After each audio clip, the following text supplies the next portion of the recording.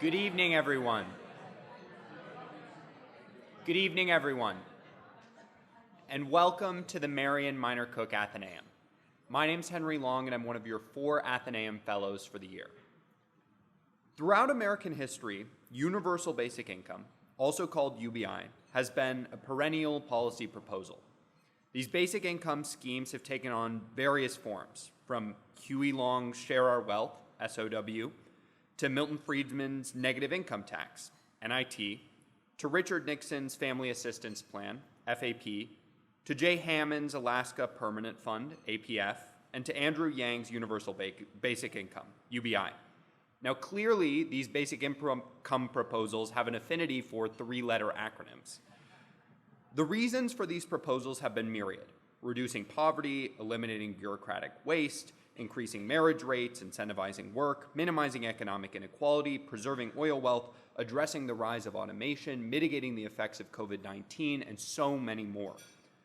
This September, the Athenaeum hosted a student debate about whether the United States should adopt one version of a basic income proposal.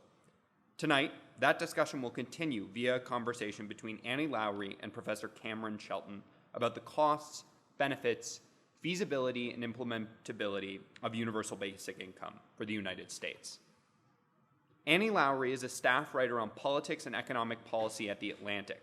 She's the author of Give People Money: How a Universal Basic Income Would End Poverty, Revolutionize Work, and Remake the World, which was shortlisted for the Financial Times and McKinsey Business Book of the Year Award. Prior to joining The Atlantic, she was a staff writer for the New York Times and New York Magazine, as well as the Moneybox columnist for Slate. Cameron Shelton is the McMahon Family Associate Professor of Political Economy and George R. Roberts Fellow at the Robert Day School of Economics and Finance at Claremont McKenna College, where he has worked since 2008. He is the director of the Lowe Institute of Political Economy, which is sponsoring tonight's conversation as part of its public policy speaker series. Tonight's discussion is especially relevant to the Lowe Institute because the Lowe Institute is currently working with Inland SoCal United Way, one of 7 organizations selected by the state of California to operate a Guaranteed Income Pilot Program, or GIPP. This one's a 4-letter acronym. At this time, we ask you to please silence your cell phones and direct your attention to the speaker. As always, video and audio recording are strictly prohibited. Now, at this time, please join me in welcoming Professor Cameron Shelton and Miss Annie Lowrey. Yeah. It's a good intro, wasn't it? Yeah. Thanks for such a fantastic intro, Henry. I think you set up just about everything. Thanks so much, Annie, for coming and talking with us, taking time away from your day job, your new book project. Yes. And, Thank you for getting me away from my book project. I deeply appreciate it. Okay. UBI is having a moment. It is. Right? And Yeah. but you've been on this for a long time. So Yeah. that book that Henry mentioned came out 5 years ago. Yeah. At the end of several years of reporting. Yep. So I wanted to start with maybe, could you explain why you think UBI is currently having a moment? Absolutely. So this is a really, really, really old idea, like 500, 600 years old. And I think that, what happened was that we had a really, really inadequate policy response to the global financial crisis and the huge recession that followed. A recession that we recovered from in the United States much more slowly than we did from the COVID recession, which was in some ways more acute and bigger, but it was over really, really quick.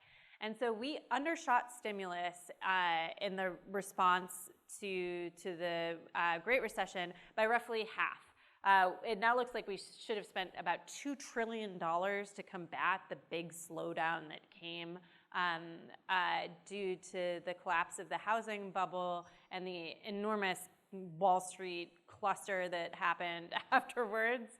And we got like $800 billion. And so we had these miserable years afterwards. And I think that it led to this great resurgence in interest in social support. And so UBI and cash transfers, which is probably the biggest banner under which UBI is sort of like a smaller portion of, have a really great policy track record. And a great policy track record in all sorts of different countries, used for all kinds of different purposes. The cash transfer movement that I think that we're in right now really starts in Brazil and Mexico in the late 1970s and the 1980s, where they start doing something called conditional cash transfers, mostly to moms. They say, if you'll get your kid some basic inoculations and enroll them in school, you get cash. And we're not going to tell you what to do with the cash. And this is a really, really powerful policy intervention that then gets replicated in dozens of low and middle income countries. There's been some experiments in the United States and in some of our peer countries in Europe. And so you've seen a huge number of basically small-scale pilots start in the United States. It began in kind of Stockton, California, and now there's dozens of them. And you also saw a really big example of this in the COVID response. They snuck in this child tax credit where they just sent basically almost every American parent of a kid under 18 cash, no strings attached. And it cut child poverty in more than half, and then it expired, which was unfortunate. So we're in this moment where there's just tremendous interest in this and a lot of activation energy around it. And so are you convinced? Like, I know you're reporting you've gone from Brazil to Bangladesh and exotic places like Pittsburgh, but like, what do you think about in the U.S. context? Are you convinced personally that this is something that we should pursue? So we have this for seniors, right? Social Security is not actually completely universal. There are some people who are exempted who don't get Social Security benefits. But I think it's like more than 90% of American seniors get Social Security benefits, either direct benefits or survivor's benefits, something else like that. It works great. It's one of the most beloved programs in the United States. It's pretty well run. Like, you know, for the most part, if you're eligible for Social Security, you get it. I thought it was remarkable when my children were born, the Social Security card just comes in the mail. You don't even like have to do anything. There's something that happens on the back end and it shows up. Versus like you have to go get a marriage license, you have to go to the DMV to get a driver's license. Social Security, they have their paperwork in order. And I think that the strongest argument right now is not for a universal UBI, so everybody gets it. It's for UBI for kids. It's the child tax credit that we just did. And why is that? Kids are quite likely to be in poverty growing up in the United States, much more likely than they are in our peer countries. This is really, really bad for a lot of reasons. It has long-term health impacts, so kids who grow up in poverty are less healthy. It reduces their lifetime earnings and their chances, and it reduces their chance of completing a college degree, completing a high school degree. It seems to affect down the road other things like the chance that they might become incarcerated, right? And it's also like this is the first turn of the engine of the intergenerational inequality that we have that's heavily racialized in this country. I also think that just like as a moral thing, like kids shouldn't be poor. Kids should not grow up in poverty, right? Kids do not deserve to be in poverty. Kids do not choose to be born in the circumstances in which they're born. And I think that we, as a polity, supporting children, even if we question the decisions of their parents, right? This is why we have a pretty strong, although obviously not perfect, K-12 education system.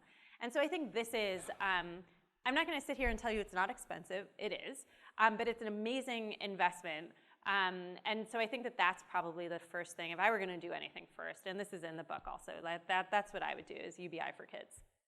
But so this almost sounds like a little bit of a UBI for kids. Yeah. So not universal. Yeah, universal for children. It's caveated. Okay, so it's a children's basic income. So how is this different from the suite of programs that we have that are means tested in some ways, right? This isn't means tested necessarily. No. Or is it?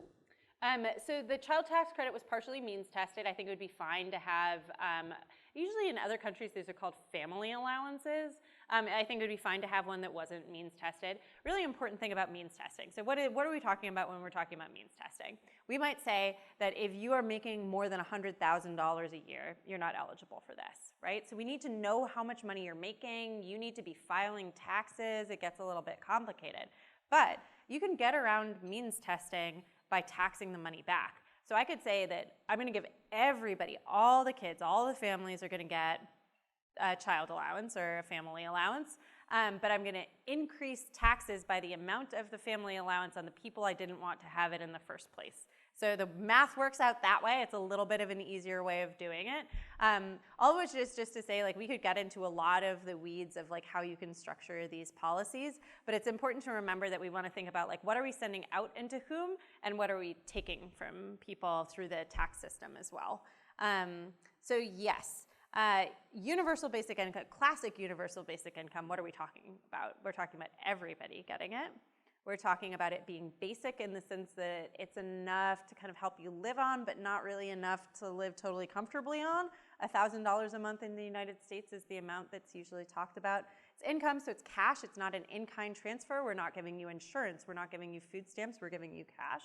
And it's unlimited in time. So we're saying, like, we're going to leave this for forever, which is really, really different than our means-tested benefits programs, where as the circumstances of your life change, what you get changes. And what you're eligible for changes means that you have to re-enroll in things fairly frequently. So yeah, the United States does not have, the United States has some very, very large social programs that have great effects. They're kind of complicated. They often let people fall through the cracks. We like to run them through the tax code, which we could talk about why we do that for hours and hours and hours and hours, but a lot of it has to do with the fact that we have a preference against direct programs and we like framing things as tax cuts. And so one of our greatest income supports is something called the Earned Income Tax Credit. It misses about 1 in 6 people who should get it, just because it's complicated and people are bad at doing their taxes. Child tax credit, right? It's not a family allowance, it's actually a tax credit. A really important thing to remember is that we can use tax credits to push money out just as easily as we can use the tax system to pull money back. It's all kind of like an accounting identity thing.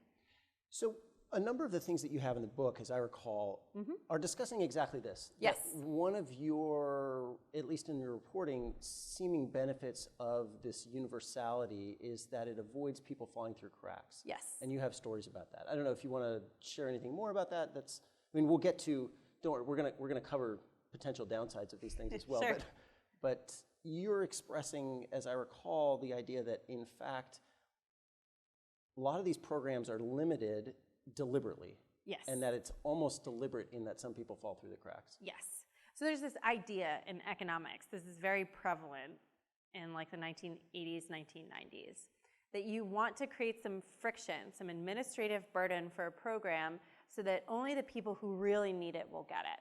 So we say we don't want to make it such that just like everybody can get it if you automatically, we want to make it a little bit hard so that if there's that little like, you know, you won't take it unless you really need it. You'll be more motivated by the fact that you really need it. And this makes some intuitive sense, right? We see this in the healthcare system a lot. So the reason that we have copays for when you go see a doctor is so that people just don't go to the doctor constantly for every little tiny ailment, like, oh, you know, my knee hurts a tiny bit, right? They want you to say, okay, is it worth it to me, the $25 to go to the doctor? And we know that copays reduce healthcare usage. They also seem to have some effect on health outcomes. We won't go there. But right, like this is the same theory, right? We want to basically make a copay. We want to have a little application process. It turns out that this is really profoundly wrong in the American context. The people who need the help the most are the least capable of going and getting it, especially if the process is at all arduous. They don't have time to figure out what might apply to them. They don't have time to do 7 sets of paperwork. They might not have a computer, so how are they going to fill out a web form? They don't have access to a phone all the time. How are they going to call? And the system is really complicated in the United States. People don't know what they qualify for. They often don't even know that whole programs exist. And there's not a centralized number that you can call to say, hey, here's my situation, what should I be getting? Other countries have that. So in Finland, there's a single number you can call and kind of describe your situation, and somebody will sit on the phone with you and talk through, oh yeah, you can get unemployment benefits and you could get this and that. We don't have that in the United States. There are many great social workers and nonprofits that will kind of do that for you. But if you are like, I'm down to $17 and I have a kid in my car and I can't go back to my place and I don't know what I'm going to do, there's not like a 311 that you call for this. And this leads to terrible outcomes. I remember after the ACA passed, I reported a story from Texarkana, which if anybody hasn't been there, half of the town is in Texas and half is in Arkansas. And the Arkansas half expanded Medicaid. So everybody up to 138% of the poverty line got Medicaid, eligible at least. And the Texas side didn't. And so if you merely moved across town, if you fell below the poverty line, you qualified for Medicaid, and it's worth a lot. It means that you get to go to the doctor for free. It means that like if you're sick, you know, like you get your health covered. It's actually like a pretty good program. And nobody I talked to knew. I was going to these like homeless shelters, and I was basically telling people that if they walked 5 blocks that way, they would qualify if they just like domiciled themselves at the homeless shelter on the other side of town. And literally, it was this weird moment as a reporter was like, if you're sick or you get hit by a car or something, go to the Arkansas side of the same city that's like right here. And so given that we know that, what we want to do is structure programs for the people who are most at risk, most in crisis, very, very low income, people suffering domestic abuse, people who are sick or disabled, people who are coming out of a period of incarceration, that's a time of a lot of crisis, people who have mental health issues. We want to make things easy and straightforward, and we do not do that. And I would argue we shouldn't make anybody jump through hoops, but if you're gonna make some people stop jumping through hoops, it's like those folks. And their life is like really, really tough, and then they have to do a bunch of paperwork, so they just don't do it. Okay, so there are targeting benefits, right? And so Yeah. you're saying, like with UBI, you don't have to worry about some of these targeting things. Now, it's going to miss on other forms of targeting if you believe that some people are more deserving of benefits than Yes. others, right? My children are not in danger of growing up in poverty. Maybe Yep. we shouldn't be spending our difficult-to-raise cash government money to send to my children. Yeah. Now, what I thought I heard was that you're arguing that through the tax code, you can essentially address that, right? And so Yep. that's a question for later when we talk about how does one pay for this stuff, how does one tax it. So, but you're saying the accountability and the targeting is better in this particular instance. So I think that there's a question that you have to answer if you're looking at a universal benefit, which is like, do we need to make this more progressive? So the system that we want is progressive. We want to provide the largest benefits to the people with the lowest income and the people that also then have those additional challenges that we might want to, problems that we might want to address. We want to give the most help to the people with the most need. How do you do that with a flat benefit? There's a bunch of different ways, and this gets into policy design. You can give a larger benefit and you can tax it back from certain people, so that's one option. And I would note that these things are not either or. You can do all sorts of them. You can establish a base benefit and then layer benefits on top of it. You just make the whole system easier, which I think is a great idea, by making sort of centralized, like in your state, you call this number, they tell you everything. There's been some movement towards this, where states have made people automatically cross-eligible. So if you qualify for X, you also qualify for Y, but that means harmonizing these standards. Different programs use different standards of income is a really tough one. But this is like a problem that the government could solve. So there's lots of like cool policy design things that you can do. But yes, this is like a Charles Murray proposal. Like an AEI proposal is we take away everything else and we give everybody a flat benefit, and this is a nightmare because a lot of people in the United States get benefits that are a lot bigger than $1,000 a month, which I know it sounds like a lot, but like once you add everything and the cost of everything up, a lot of people are getting a lot more than that. We want people to get more than that. So you have to figure out your way that you're going to counteract the sort of flatness of the benefit that you're giving. So now I'm a little confused, which is not an unusual state for me, but so now are you suggesting you're not advocating for doing away with other things? You would not go the Murray route, which is to sweep away some of these other things. You want to add He wants to on. get rid of everything. Sure. Yeah. To simplify.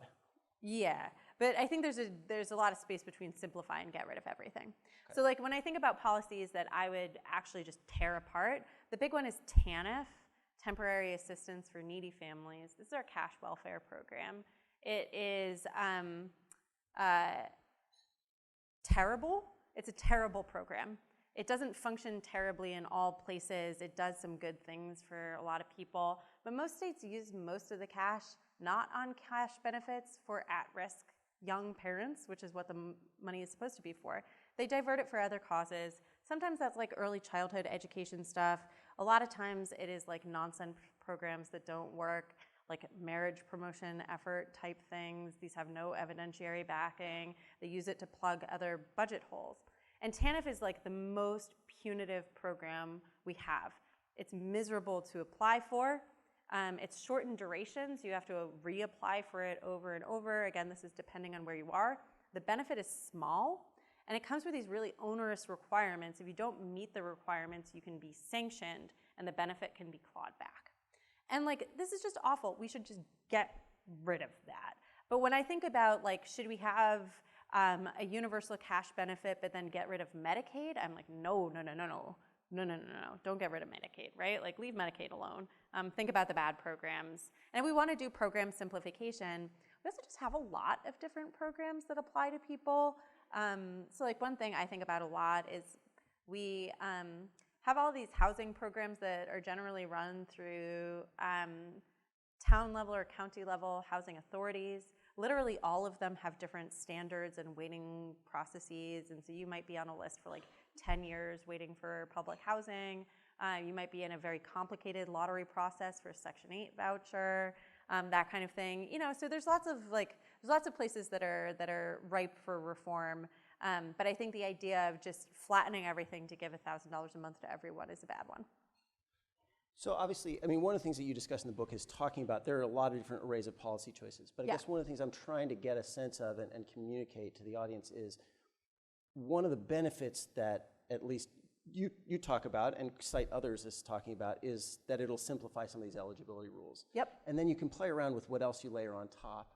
And at the end of the day, that's going to give you to what extent are additional revenues going to be raised or needed or not? To what extent, right, if we're paying everybody, to what extent do we then need to claw something back via some form of taxation, right? Yeah, so it's been a hard thing in the United States versus some of our peer countries that we pay a lot lower taxes than other countries, and we run larger deficits, which we can because of the kind of unique position that the United States has as the issuer of the dollar, right?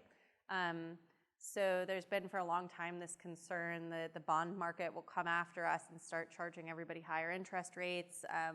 But we can't default on our debt because we issue it, right? We make the dollars. And thus far, it hasn't seemed like there's actually been a lot of movement away from the dollar to other safer havens. There is no safer haven, right? So the US is in a very unique financial position, and especially the federal government. It's really important to note. Federal government can run big deficits. States, 49 states are prevented from doing so. They have to have balanced budgets, although they can issue bonds. And so there's this question of like, okay, how big do we want our deficit to be? Which is like a really tough question to answer. The last time we had a balanced budget was very, very briefly during the Clinton administration, right? So there's this question of, like how much powder do you want to keep dry for, you know, the next financial crisis, the next recession. There's this question of how much do you want to be doing stimulative monetary policy versus stimulative fiscal policy. So what happened in the Obama years is we had really, really loose monetary policy, really tight fiscal policy.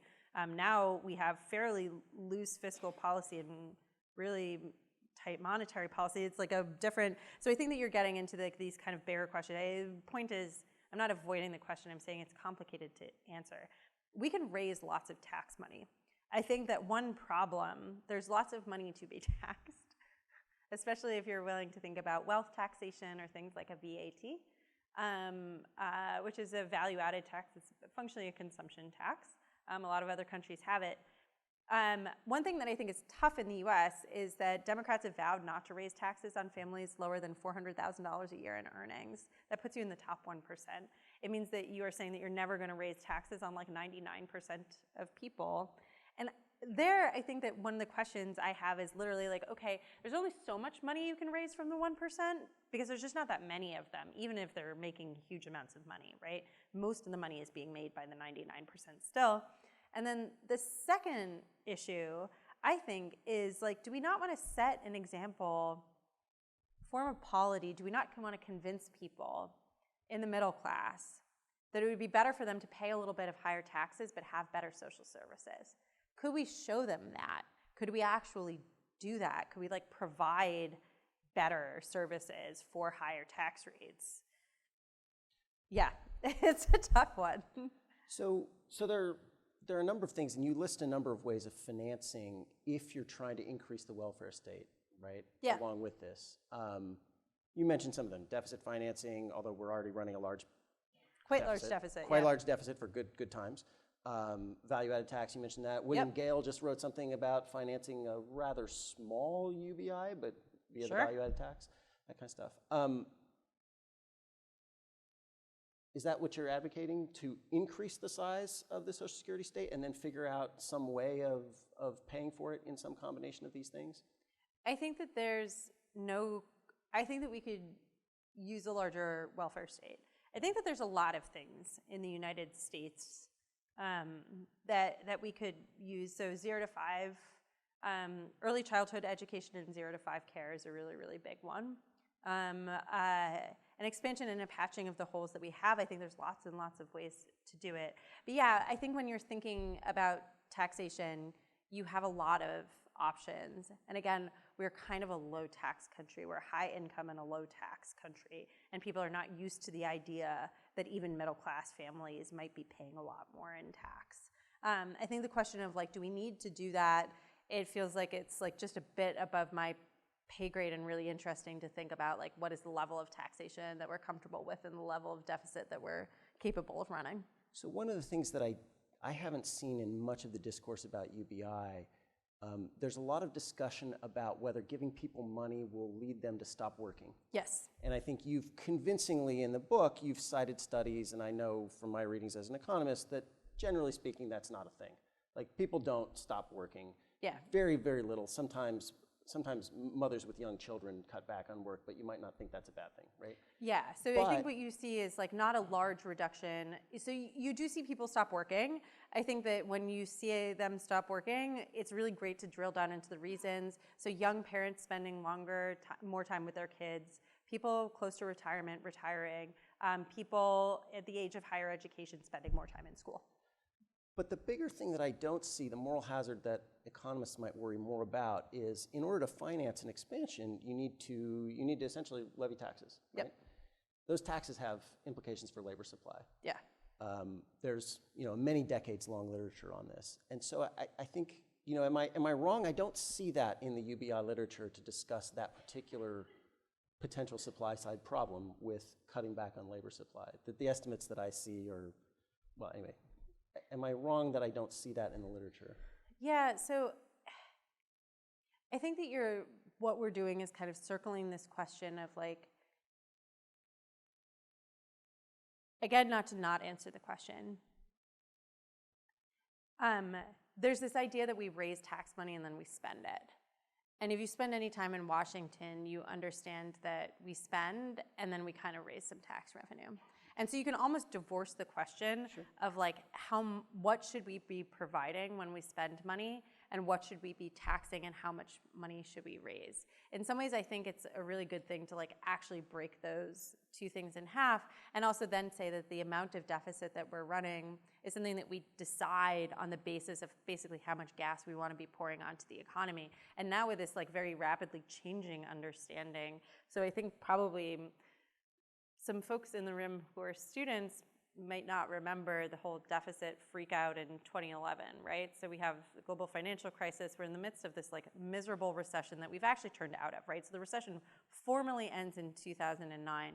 By 2011, we have this giant freak out over the deficit. And it was like Congress, they had all gotten ergot poisoning, that instead of talking about the like 10% unemployment, they start talking about the debt to GDP ratio really, really intensely. There's this like blue ribbon commission about like how are we going to, but there's this thought that like we've hit this point where our debt and our deficits are going to lead the bond market to punish us, and we are all going to be paying higher interest rates, and this is going to slow the economy down.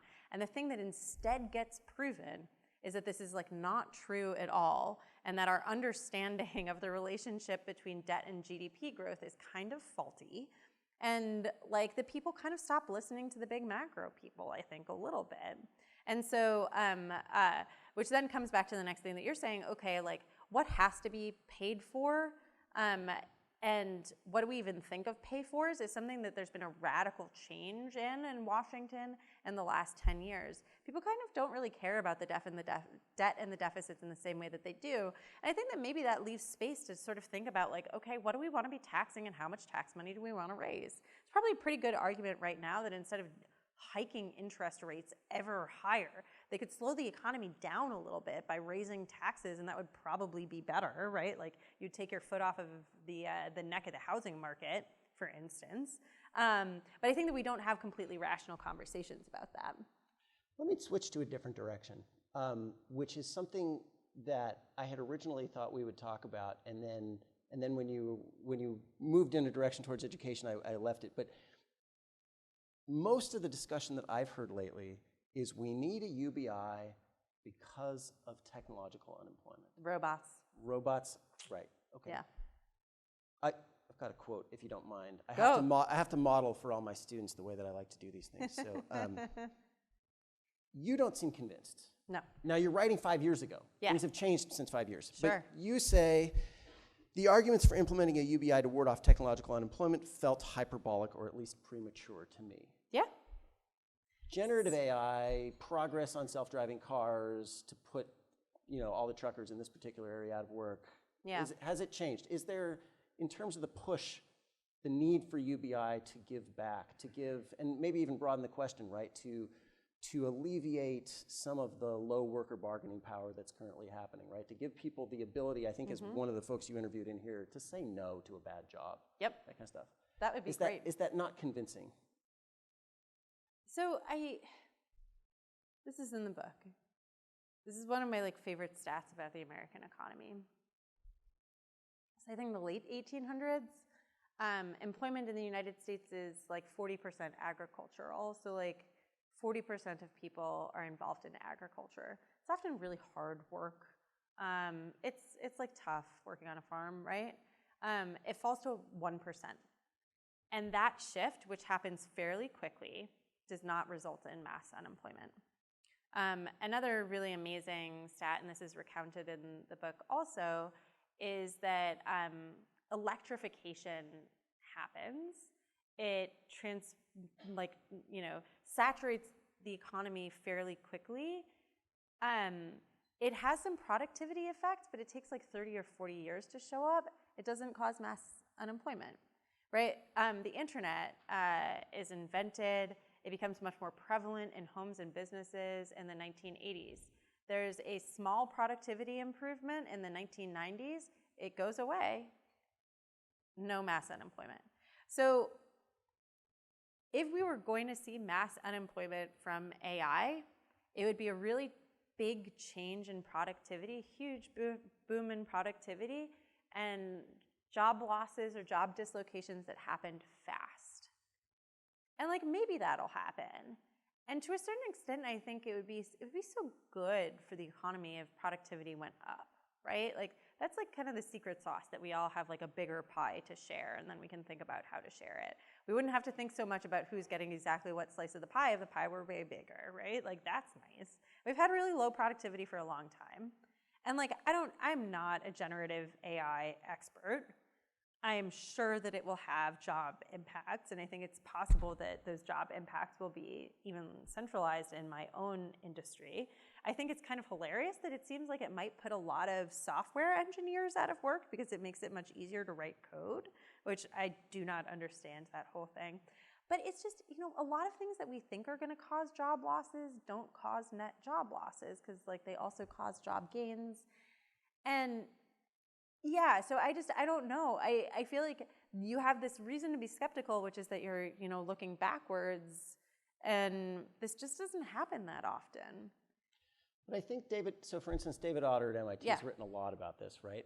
And the concern is not so much job loss and persistent unemployment as a change in the tasks that humans have comparative advantage on, right? And so if you look back at globalization and outsourcing, and mechanization and automation, it's not necessarily that it led to unemployment in the U.S., it's that it led to a hollowing out of the middle class. Right. Wage stagnation. Exactly. As you lose your manufacturing job and you get a service job that's maybe less fulfilling and less remunerative, right? So is that not a reason for UBI? Is that not Is that not something that pushes you to say, yeah, this is something that might lead to bargaining power on labor? Yeah, totally. And the thing that I think it pushes for is wage subsidization. So I know wage subsidy sounds like kind of scary. We already do it. This is what the earned income tax credit is. If you are earning money, we're going to give you more money. This is like one of the big things that the government does. So if anybody is ever like, oh, wage subsidies, yes, we already do this. So there's a lot of ways to deal with it. UBI, I think people talk about often in the context of mass job loss because it's like some people are going to have something to do.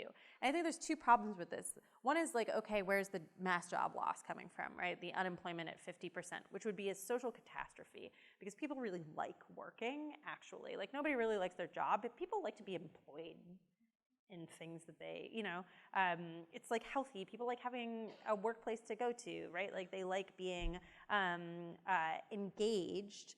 And I like want to caveat that by saying that like I don't think that everybody needs to be engaged in paid labor at all. And I think to a certain extent we like over-valorize that, but it's just to say that people tend to like to be employed. Many people like to be employed, I guess. And then, the problem with UBI in that scenario is like, I don't think people are going to be, if half of us don't have jobs and you're getting by on $1,000 a month dole, that is like a catastrophe. That is like a social catastrophe. You're going to have tremendous social unrest. You are going to have to do something at the societal level to say like, okay, what is the productive thing with all of these robots here that all of us can be doing? And this is like, I think, one of the really interesting places to sort of like look at utopian thinking. Because economic possibilities for our grandchildren, the John Maynard Keynes essay, right? He imagines us working like 5 hours a week and then spending the rest of the time at leisure. Star Trek has us like going and exploring, right? Like they're all like basically on a UBI and they're literally space explorers. They don't do space exploration in order to like find minerals. Like they're in Star Trek, they're just checking things out, right? Like, which sounds great to me. And like, mediating disputes and like doing what they're doing, but like they're space explorers. And that's a really cool version of this, but I think the mass unemployment scenario is like a really terrifying one. In a world in which what you have is continual hollowing out and like wage suppression, yeah, I think that probably you're still going to have to do some thinking about like, how do we make people productive?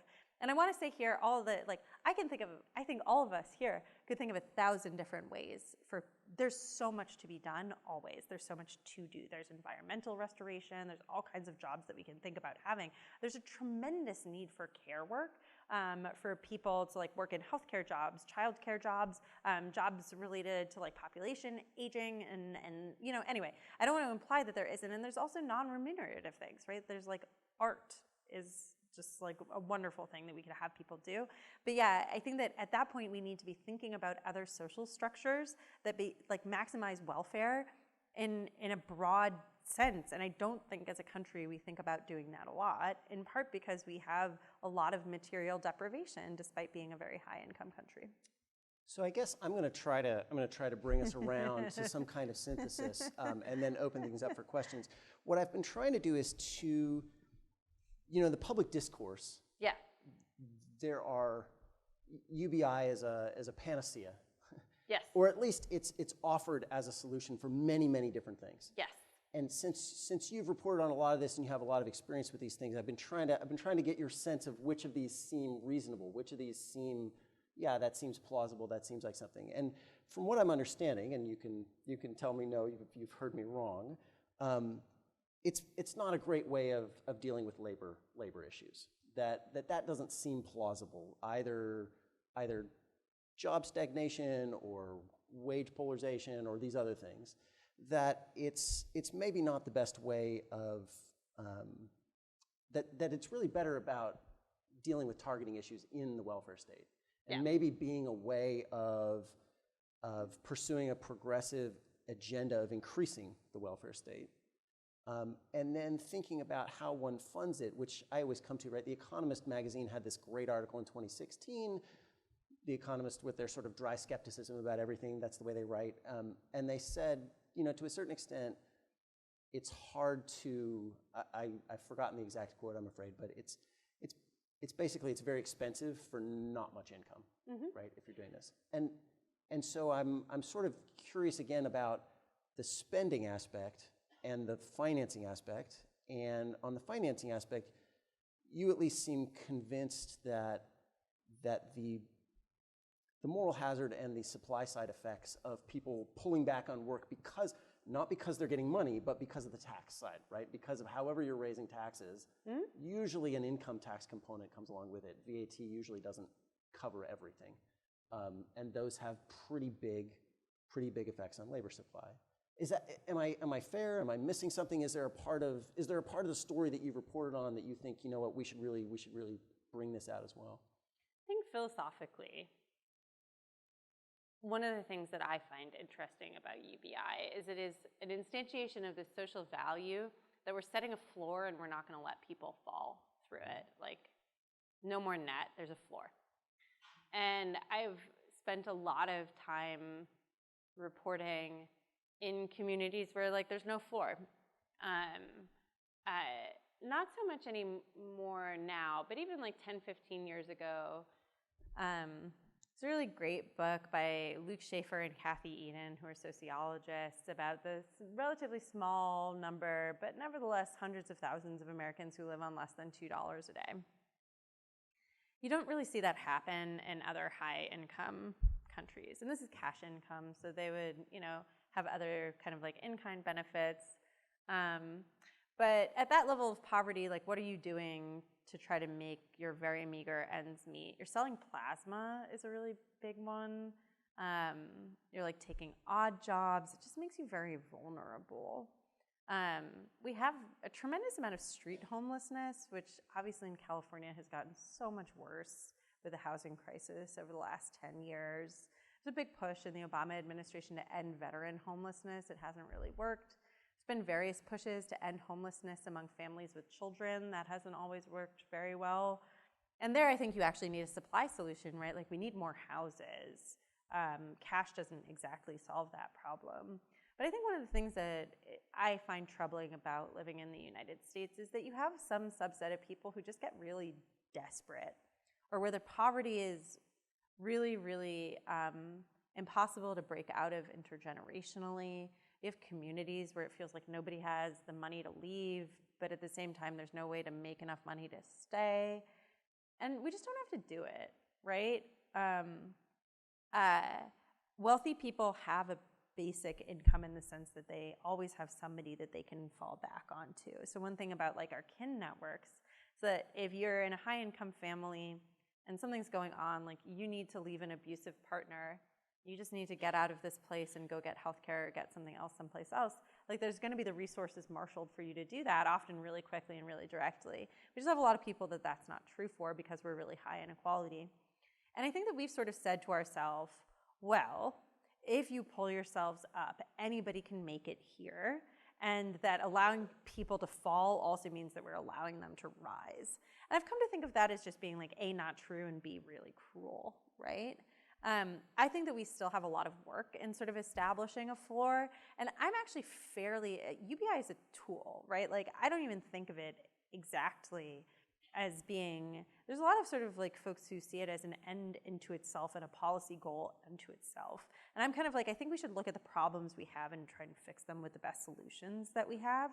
And so I'm very much a believer in like, so I love the idea of a UBI. I really, really do. I think that we are a wealthy country that could just permit so much more human flourishing if we were willing to think about doing these things differently. But I'm also like, I think we should take our biggest problem and solve it with the best tools we have.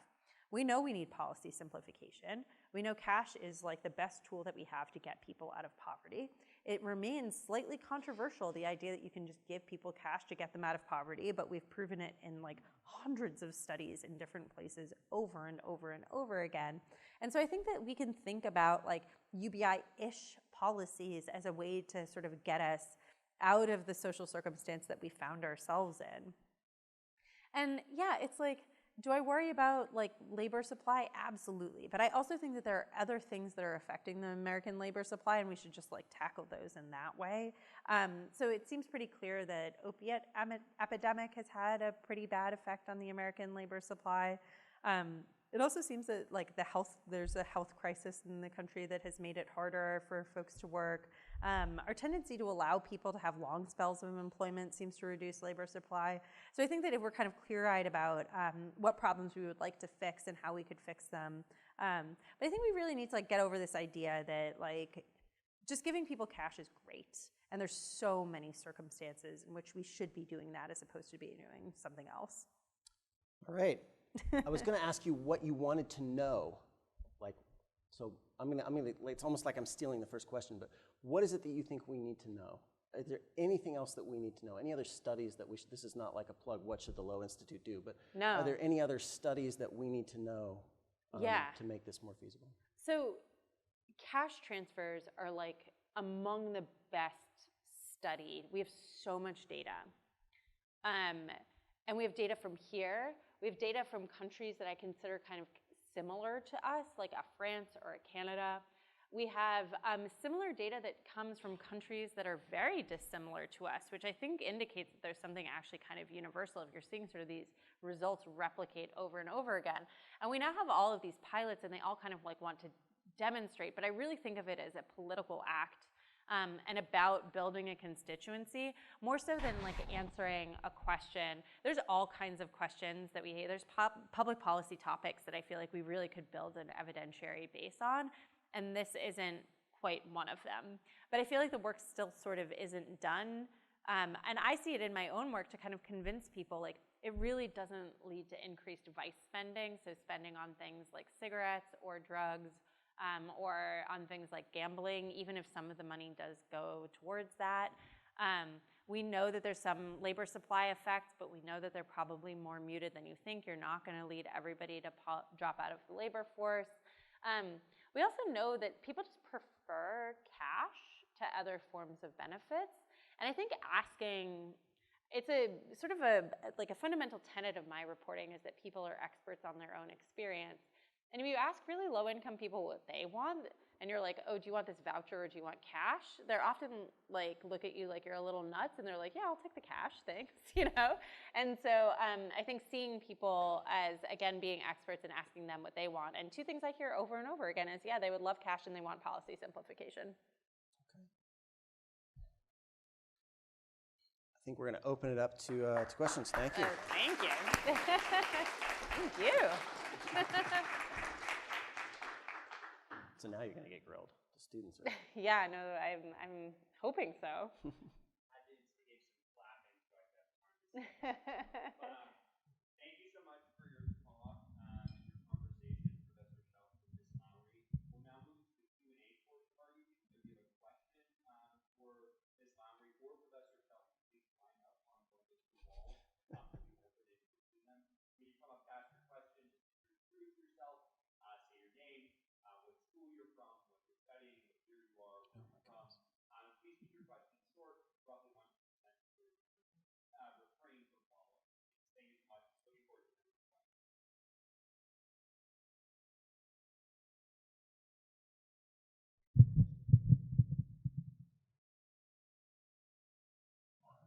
One of my spiciest opinions is that we should just let people give comments at Q&As, because I think sometimes some people just really emotionally need to do it. I'm not suggesting that, I'm just saying that I wouldn't be bad. Hello, I'm Rithvij, a CMC sophomore majoring in econ. So my question was kind of to get your thoughts on baby bonds. I was going to mention Ackman's program, which is $7,000 to every baby prorated at the birth rate. It would end up costing about $26 billion a year, or about 2.5% of Social Security. And if we compounded in an index fund at 8%, by 65 they'd have $1 million. By 74 they'd have $2 million. So I was kind of wondering, like, what's your thoughts on this, like, kind of capitalist and kind of non-welfare state proposal to reducing wealth inequality? Yeah, I love baby bonds. So there's two, I think that they're both economists, though I'm not 100% sure, Derek Hamilton and Sandy Darity, who've done a ton of work on this, and it's now getting implemented in some states. So Connecticut has a baby bond proposal. And so yeah, as indicated, basically you can take kids that are born to lower wealth families and you put money in a savings account for them, and then it grows either like with the stock market, or if it's got bonds in there, it grows as a bond portfolio. And what I really like about this is pernicious as income inequality is, Wealth inequality is actually in some ways more pernicious because it's the intergenerational like flywheel that allows asset accumulation among younger people, provided that their parents were high income. So how does that happen? It means that you get to send your kid to college, and they don't have to take out loans to pay for it, right? Like they get that, and so as soon as they start earning money, they get to save it. Or maybe a parent or grandparent helps out with a down payment.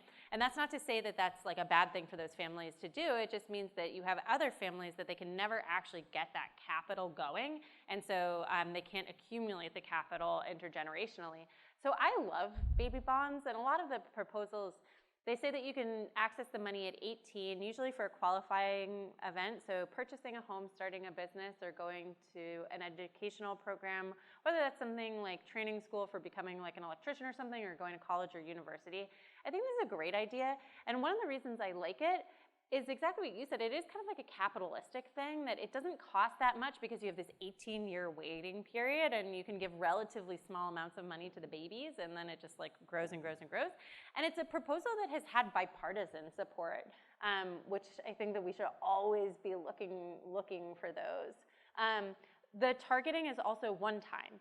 So you just do it when the baby is born, right? And this like makes it such that even if you have to do a quick wealth assessment of the family, if you can get that done quickly, you don't have like the ongoing issue.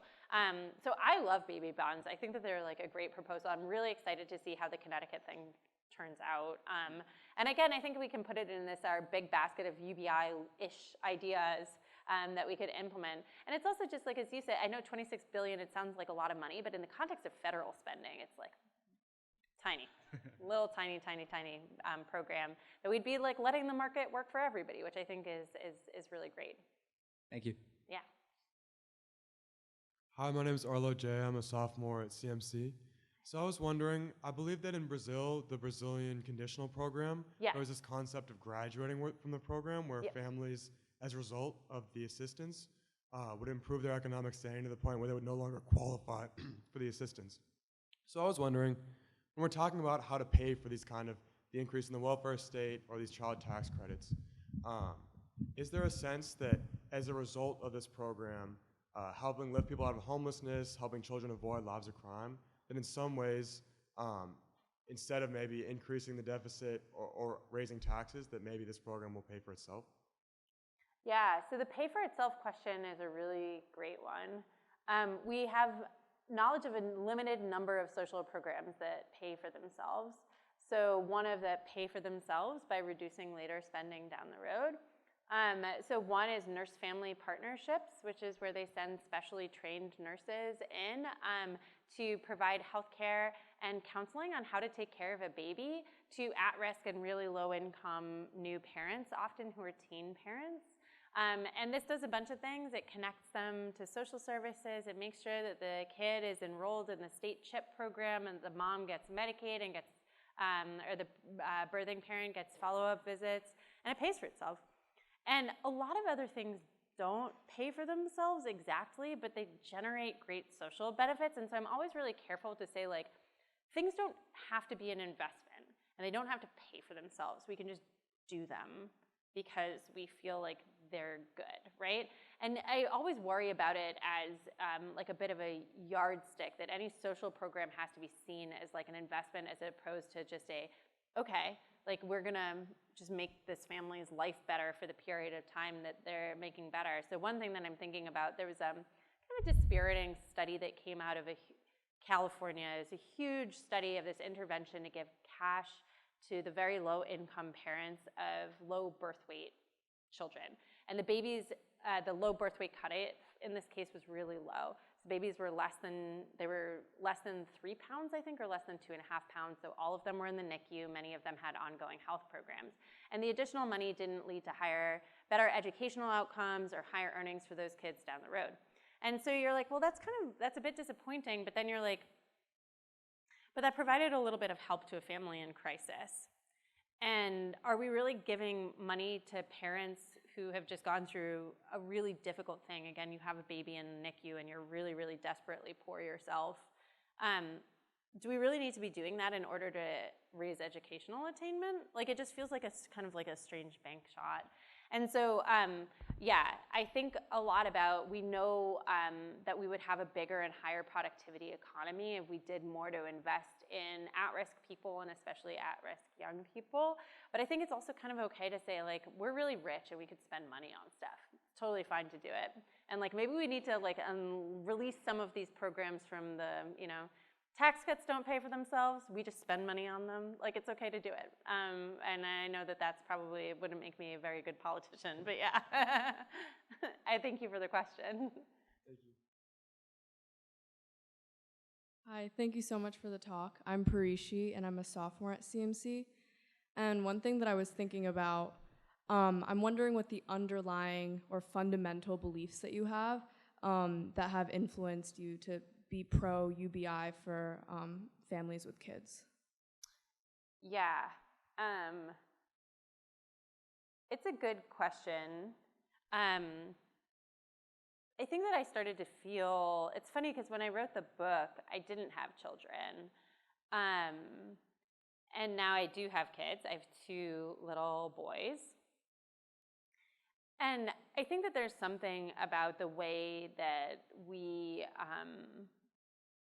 treat adults in this country that basically, I think that as a general point, we hold people responsible for their own poverty and ultimately ask them to get out of it. And I have a lot of problems with that, and I think it's like kind of a cruel question to ask. But then I think about how we use the social policy that we apply to children to change the behavior of their parents. And I've spent so much time reporting on SNAP and TANF programs where the money actually attaches to the kid. But it's the parent who can kind of lose the money for the family through their actions. So it's the parent who gets sanctioned, and then it's the kid who gets punished. And I've done some comparative social policy reporting, and other countries just don't do this. I think this is one of these places that I feel slightly ashamed of the United States, that we let so many kids grow up in poverty, that we expect schools to fix it when we know that they don't. And if you talk to public school teachers, they're like, if you got the kids out of poverty, we could make sure that they could all sit here and learn. But like, how am I, making $28,000 a year as a second grade teacher, supposed to fix the fact that my kid is living in the 4th house that their family has been staying in because they keep on getting evicted or they don't have money to pay rent, right? It actually goes to the, like, what are we asking our social programs to do question. And it was one of the starkest places where I think that I feel like the cruelty of the way that we deal with this is really hard. I also think that it was a lot of reporting about kids in mixed status families. So we do really poorly getting benefits to the US citizen children of undocumented or documented immigrant parents, because we basically put them in these kind of like strange gray status families in which very often they don't access the benefits that other families do. And it's like the kid's a citizen, right? Even if, and I think that we should rethink entirely how we treat immigrants in this country, but like even putting that issue aside, why are you punishing the kid? And so now I feel this much more strongly as a parent, where I'm like, find our treatment of children morally revolting. And I feel like it's actually become a much more strong thing since I wrote the book, that I'm like, almost the first thing I would do is just get the kids out of poverty. Also, kids are wonderful. Like, you know, they're fun to be around. And they are, going back to the earlier thing that we were talking about, gosh, if you're gonna invest in anything, it's a great thing to invest in them. So I think that that has actually become one of my, so the kids don't vote, right? They don't have strong policy advocates. They don't go talk to Congress. They don't call their members of Congress. And I think it's like incumbent on adults to do more advocacy for them. And there's amazing organizations that are really committed to that. Kids also grow up, right? It's not an enduring state. But that means that every year there's more of them who are facing the same issues as the ones who are now adults are facing. So it's a thing that I just, like, in 16 years of reporting, something that came to bother me more and more, and something that I feel like I've just noticed again and again. Thank you. You're welcome. Hi, I'm Rachel. I'm a public policy and data science major at CMC. And you touched briefly on some of the red tape that comes along with means testing and just the phone calls and how people don't have time to do that. And you're also writing a book called The Time Tax. So I was wondering if you could touch on some of the benefits of having universal income versus means testing specifically for people's time on the day-to-day? Absolutely. So I think of means testing as just being one element of the broader administrative burdens or paperwork burdens that we put on people. Generally, you have an application process to get a benefit or enroll in something, and means testing is kind of complicated because it means like assessing your income or verifying that you do or don't have certain assets. But it's a small part of a really, really complicated and big puzzle. And we see the time tax, as I call it, which is just the time and effort that the government is asking of you to take to receive benefits that you're, or program participation that you are hypothetically entitled to. And I'm including in this also, like insurance and educational stuff where the government is so heavily involved that I think they can kind of take some responsibility. And sometimes like the smallest programs will have the most ridiculous administrative burdens. So my favorite example of this actually is a California example, which is that California has a program where you can get a free driver's license if your income is below a certain level. And in order to get the free license at the DMV, you have to fill out a single-page PDF. This PDF is not available online. A social worker, a qualified social worker, must fill it out for you. So who is going to take the time, if you are like recently in a state where you've lost your job and you don't have a lot of money, to like go seek out somebody to fill out a single simple form so that you can get like $50 off at the DMV? It's just a dumb way of doing things. It's a silly way of doing things. And you see this like over and over and over again. And I've said this to people here, I'm like, everybody I talk to has some issue like this, where all of a sudden it's their problem that they have to deal with about getting their business registered. And sometimes the problems are really cruel. They tend to accumulate under people who are like sick or disabled, who are like in crisis or have like recently lost their job. And the whole thing just feels really, really like we could use more of a customer service orientation and government in general. We just make people's lives a lot easier. So this is the substance of the new book, which also kind of like looks at a history of this. It looks at some of the downstream effects in terms of just increasing family stress and reducing participation and trust in government. And then it offers a lot of ideas for how to fix this, because Washington, I think, has only really started in the past couple of years to really try to fix it. And it's mostly been the Biden administration, but the really big levers to pull are from Congress. And so I would really hope that, so I always talk about doing a Paperwork Reduction Act, because famously the Paperwork Reduction Act has caused a lot of paperwork accumulation. It's like a joke name. And so anyway, but thank you for the question. So hopefully that will be out at some point in the future when I finish it. Thank you. Yeah, of course. Good evening. My name is JP. I'm a biochemistry major with a specialization in synthetic organic chemistry. Cool. I really appreciated your talk today. I wanted to ask a quick question because earlier you brought up the example of a town that was split between Texas and Arkansas, and the homeless communities in Texas were unaware that there was free Medicaid like health support available. Yep. And I was curious, when you mentioned that you yourself had taken upon the burden of going and telling people, and I was wondering, why are these programs, when implemented, not publicized, or upon whom does the burden fall to spread the word? It's a great question. And notably, it was an awkward thing for me, because like as a journalist, you don't want to be advocating, but it was this funny thing by asking people, they would be like, what are you talking about? And I'm like, well, Arkansas over there expanded Medicaid and Texas didn't. So if hypothetically a person in your situation were to go over there, you'd become Medicaid eligible once you domiciled in Arkansas. And like it was just like a very strange feeling. So yeah, it's a great question, because like very often the government will like have these, there's like a little great program to do some like, free broadband thing for like certain qualifying communities. And so they like tweet about it and whatever, but like nobody tells you. And it's not like they send a letter to everyone letting them know, oh, by the way, you want like $50 off a month, you can go get free broadband because you now qualify for this. And there's just so many programs that probably some folks in this room have encountered LIHEAP. It's like relates mostly to heating bills for people in kind of colder northern states. I guess maybe it doesn't like apply so much here. Just like there's dozens of these things, and the government sets them up, and often there are these like weird little rebates and credits that nobody goes through the harassment of actually getting. And so I think there's this question, right? Your question is sort of like how do we push them out to people? And my question is like, can you not just get them all in the same place so that if somebody calls, you can be like, okay, let's get you signed up for everything. That might be the easier way to do it at this point.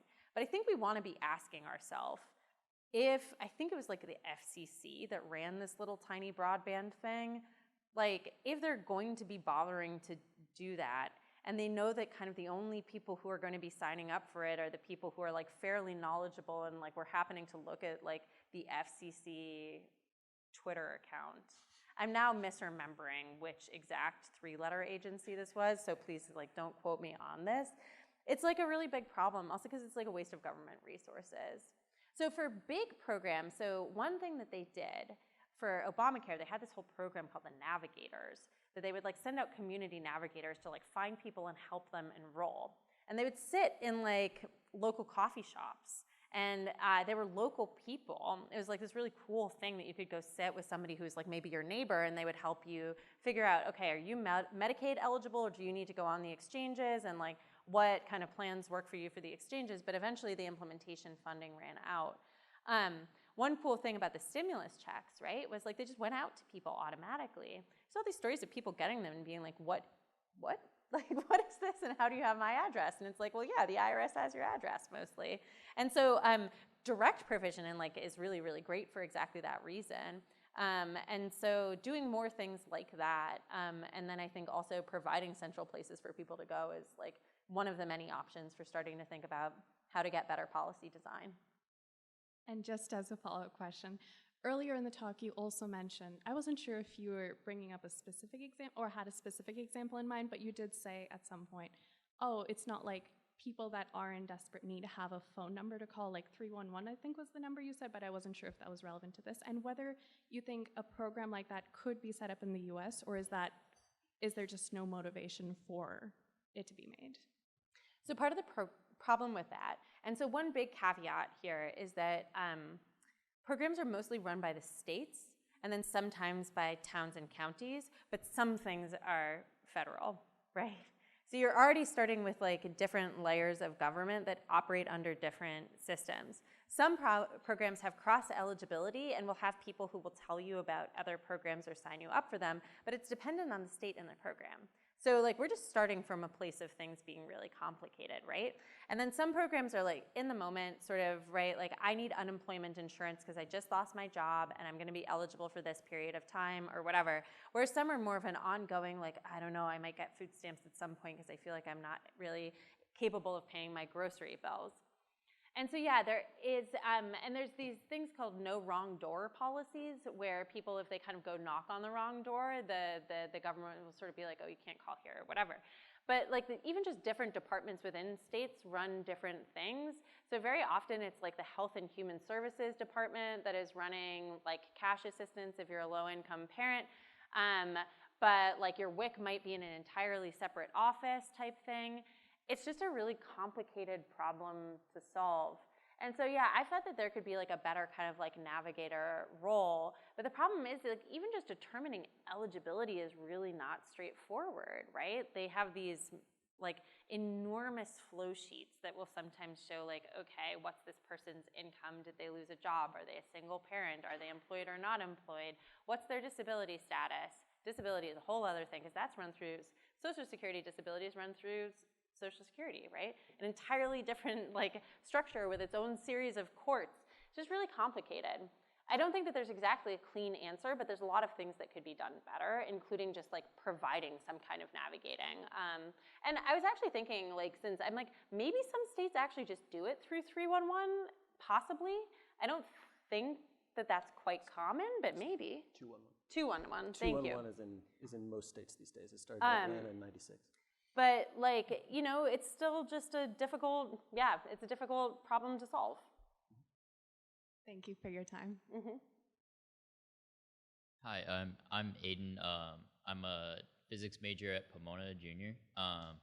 And I know you seem to like indicate that you're not necessarily convinced about like how many jobs AI will take, but given like a hypothetical scenario where like AI in some number of years takes like 40% of jobs, what would UBI look like, and is UBI an actual like sustainable approach to kind of combating that? And then also you seem to you kind of discussed like people being productive in other ways like exploration or art. Would those endeavors be would people be paid for those endeavors, like for like producing some piece of art, or is it more just like kind of like a function of having this UBI to rely on? I think it is hard to, if there was going to be some kind of like AI type job loss, AI-led job loss that then produces mass unemployment, like I think that you can think that there would be probably some sort of crisis response. And so you'd see things running through an unemployment insurance system, like maybe with those additional add-ons. I think it would take a really long time and a real radical reimagining of society to imagine a transition to a kind of world without work. There's a lot of economists who think about that in the long range, but I don't know that, I think it would be, we could think about like the start of a process that could lead to some kind of way for people to, I guess the point is just that like if we were going to have a world in which there was less demand for human labor kind of permanently, I think that that would be the beginning of like a very difficult process that would eventually result in some kind of other form of subsidy, right? But I have no idea what that would look like. And I certainly wouldn't imply that it would become part of that like immediate crisis response. Instead, I think that you would go through a really long, painful series of sort of decades to figure things out, basically. Thank you. You're welcome. Please join me in thanking Ms. Annie Lowrey and Professor Cameron Shelton one last time. Thank you.